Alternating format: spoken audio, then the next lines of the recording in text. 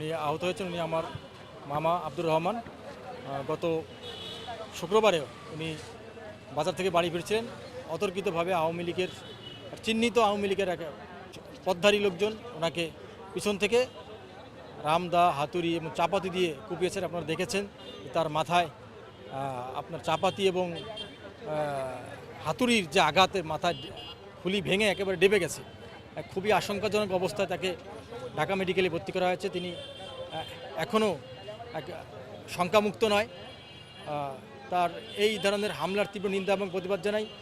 মূলত মাদকসেবী যারা আছে, সেই মাদকসেবী এবং মাদকদের সাথে যারা দীর্ঘদিন যাবৎ যুক্ত, মাদক ব্যবসা এবং মাদকাসক্ত, এই কাজে তিনি বাধা দেওয়ার কারণেই মূলত হামলাটা তাকে করা হয়েছে, যাতে তাদের এই ধরনের মাদক সেবন এবং মাদক ব্যবসা তারা নির্বিঘ্নে করতে পারে।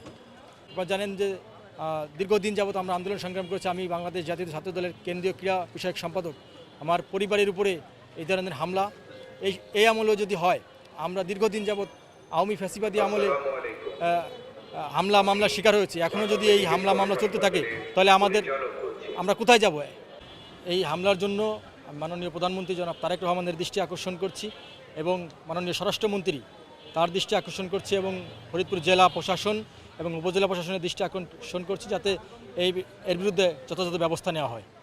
আমরা এখনও নিরাপদ নয়। সবাই তাকে মেরে হাসপাতালে পাঠানো হয়েছে। আরও তার যারা ভাতিজা আছে তারাও 4-5 জন হসপিটালে, বাড়িঘর ধরে লুটপাট করা হয়েছে, গরু ছাগল ছিনিয়ে নেওয়া হয়েছে এবং ব্যাপক ক্ষয়ক্ষতি করা হয়েছে। আওয়ামী লীগ আমলেও আমরা শোষণ, নির্যাতন, নিপীড়ন হয়েছি।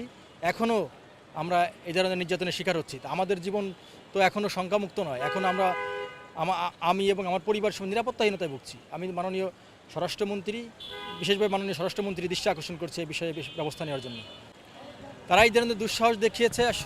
তারা তো মাদকাসক্ত, তাদের তো আসলে স্বাভাবিক সেন্সে তারা নেই। তারা যদি এটা অনুধাবন করতে পারতো তাহলে আসলে মনে হয় এই ধরনের হামলা করতো না। 17 বছর আমরা নির্যাতন, নিপীড়ন সহ্য করেছি। আমাদের বাড়ি ফরিদপুর, জানেন, আওয়ামী অধ্যুষিত এলাকা।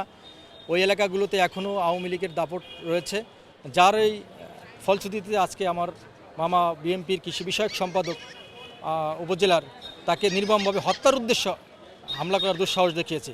তার মাথায় মেজর ইনজুর হয়েছে, হাতুড়ির আঘাতে মাথা ভেঙে দেবে গেছে। যে কোনো মুহূর্তে তিনি মারা যেতে পারতেন। আল্লাহর রহমতে তিনি বেঁচে আছেন, এটাই শুকরিয়া। আমি এর বিরুদ্ধে আমাদের যে অঞ্চল, আওয়ামী অধ্যুষিত অঞ্চল, এখনও সেখানে আওয়ামী লীগের দাপট রয়েছে। তাদের দ্বারা আমরা নির্যাতিত হচ্ছি, তাদের দ্বারা আমরা এখনও কোণঠাসা হয়ে রয়েছি। এজন্য আমি আমার দল এবং প্রশাসনের প্রতি দৃষ্টি আকর্ষণ করছি, যাতে তারা আমাদের পাশে দাঁড়ায়।